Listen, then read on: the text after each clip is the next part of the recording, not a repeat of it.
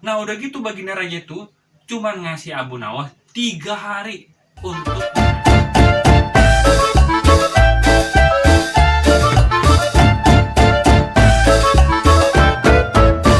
Assalamualaikum warahmatullahi wabarakatuh.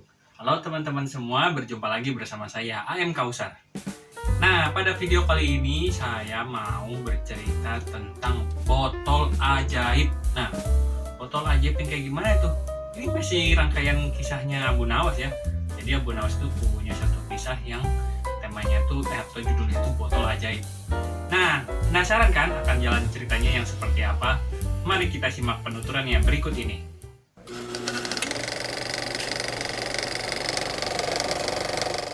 Nah, jadi kisahnya seperti ini nih. Kan teman-teman sendiri tahu ya, kalau Abu Nawas dan Sultan Harun al-Rasyid ini seperti kalau di film kartun sekarang tuh Tom and Jerry lah. Jadi Sultan ini nggak ada henti-hentinya ingin menjebak Abu Nawas dengan berbagai macam pertanyaan dan tugas yang aneh-aneh. Nah, pada hari ini juga Sultan Harun al-Rasyid itu ingin memanggil Abu Nawas untuk dijebak olehnya. Nah, makanya dipanggil Abu Nawas untuk datang ke istana. Setelah datang ke istana dan menghadap kepada Baginda Raja, Abu Nawas ditanya oleh Baginda, atau Baginda bercerita kepada Abu Nawas awalnya. Jadi Baginda bercerita kepada Abu Nawas bahwa, "Hai Abu Nawas, akhir-akhir ini tabibku memeriksaku maksudnya, bahwa aku sedang mengalami permasalahan dengan perutku," katanya Baginda Raja. "Menurut tabibku, aku ini mengalami serangan angin." Nah, kalau zaman sekarang itu masuk angin lah kayak gitu ya, perut kembung gitu. Bisa makan atau bisa pakai kayu putih atau minum yang hangat gitu, nanti kan bisa hilang kembungnya. Nah, setelah berkata seperti itu, mengalami serangan angin, Baginda berkata, "Hai Abu Nawas, aku ingin kamu untuk menangkap dan memenjarakan angin karena dia sudah menggangguku." Nah, Abu Nawas kan hanya diam saja, gak sepatah kata pun dia keluarkan. Dia terdiam dan merenung. Bagaimana ini caranya nangkep angin terus dipinjarain? Kan angin gak berbentuk ya. Beda sama air kan. Kalau air kan berbentuk dan bisa dilihat gitu. Kalau angin kan gak kelihatan. Kalau diraba mungkin bisa ya. Kayak misalkan kita tiup angin ke tangan gitu, pelan-pelan, kerasa kan ada angin. Nah kalau ini cara ngeliat angin bagaimana? Kan bingung Abu Nawas. Nah udah gitu Baginda Raja itu cuman ngasih Abu Nawas 3 hari untuk menangkap dan memenjarakan si angin ini. Nah setelah diberi titah oleh Baginda Raja, Abu Nawas pulang tuh dengan lunglainya ke rumahnya. Tapi Abu Nawas tidak bersedih ataupun merasa gimana tuh, kesal atau bagaimana gitu ya. Dia justru merasa, ini sebuah kebutuhan nih, kebutuhan untuk berpikir. Nah, kayak gitu.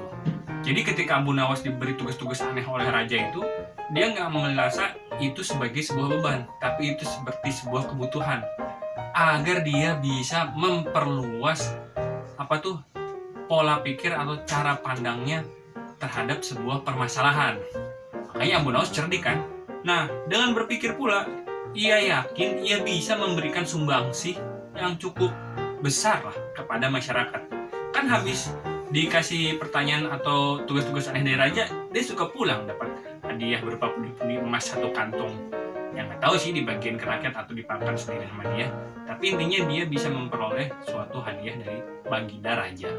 Nah, akan tetapi sudah 2 hari ini Abu Nawas masih belum menemukan solusi atas pertanyaan dari sang Baginda Raja. Bagaimana cara menangkap dan memenjarakan si angin tersebut?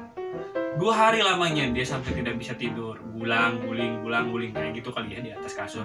Berpikir, merenung, gimana nih caranya nangkap angin kayak gitu. Nah, hari ketiga Abu Nawas itu akhirnya harus datang menghadap kan ke Baginda Raja. Nah, dia jalan dari ke istana dengan lunglai sambil merenung gitu. Aduh, bagaimana ini? Atau Baginda Raja belum punya solusi untuk pertanyaan dan tugas yang aneh dari Baginda Raja tersebut. Nah, ketika sedang di perjalanan, tiba-tiba muncullah muncullah enlightenment. Enlightenment itu apa apa ya bahasa Indonesianya? Titik terang. Nah, muncullah titik terang.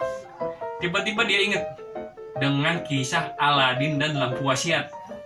Nah, dia pikir, loh, Aladin dan lampu wasiat, jinnya Aladin itu kan gak kelihatan ya, dan dia bisa ditaruh di lampu wasiat. Tring, nah tiba-tiba gitu. Nah, dia dapat ide deh dari situ. Dia buru-buru pulang ke rumahnya dengan berlari riang dan gembira. Nah, sesampainya di rumah, ia segera menyiapkan segala sesuatunya untuk menghadap kepada Baginda Raja.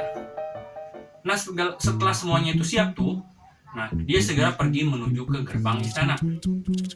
Nah, setelah di gerbang istana, nah pengawalnya kan lapor tuh ke Baginda. Nah, Baginda kan gak sabar tuh, buru-buru. Udah suruh masuk si Abu Nawas, katanya gitu kan. Nah, setelah Abu Nawas masuk dan menghadap Baginda Raja, Baginda serang bertanya nih, "Hai Abu Nawas, sudahkah engkau melaksanakan titah yang kuberikan kepadamu untuk memenjarakan angin?" Katanya Baginda Raja tuh. Terus Abu Nawas berkata, "Sudah Paduka yang mulia," katanya Abu Nawas, sambil berseri-seri menyerahkan sebuah botol yang sudah ditutup atau disumbat mulutnya gitu. Jadi botol itu ditutup sama sumbat Abu Nawas itu. Dia ngasihnya sambil ketawa, sambil senyum-senyum lah gitu. Kayaknya senyum-senyum lah. Tapi nggak ketawa, cuma dia senyum-senyum.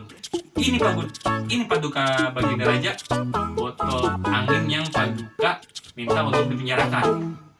Karena habis itu Paduka ngeliat tuh, botol apa ini kosong begini. Jadi botolnya tuh apa namanya, botol kaca gitu kan, jernih gitu, nggak ada isinya, katanya Paduka Baginda Raja. "Ampun tuanku, angin tersebut ada di dalam. Memang angin tersebut tidak dapat dilihat," katanya Abu Nawas. "Jika Paduka Baginda Raja ingin tahu apakah angin tersebut ada di dalam atau tidak, silakan Paduka Baginda Raja membuka tutup botol tersebut." Abu Nawas ngomong gitu tuh.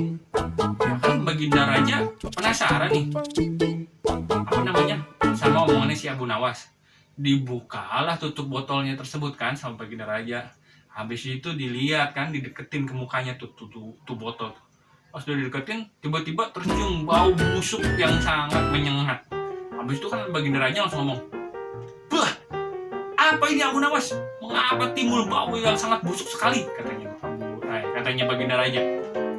Terus Abu Nawas sambil senyum-senyum, dia berkata, "Ampun tuanku Paduka Raja, tadi di rumah aku buang angin. Ya, terus anginnya tersebut aku masukkan ke dalam botol itu. Nah, karena aku khawatir anginnya tersebut kabur, makanya aku buru-buru sumbat dah tutup botolnya. Nah, itulah angin yang ku penjarakan, yang mulia tuanku Paduka Raja," katanya Abu Nawas. Hebat kan Abu Nawas? Masih bisa aja ngakalin tugas yang diberikan Paduka Raja. Malah si tuan rajanya jadi kena batunya, diisengin dan dijailin sama Abu Nawas.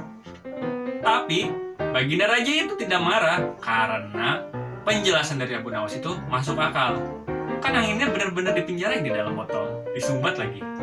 Makanya Abu Nawas lolos dari amarah Baginda Raja.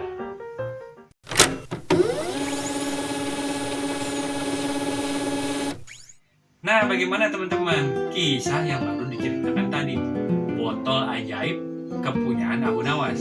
Sebenarnya itu botol nggak ajaib-ajaib amat sih.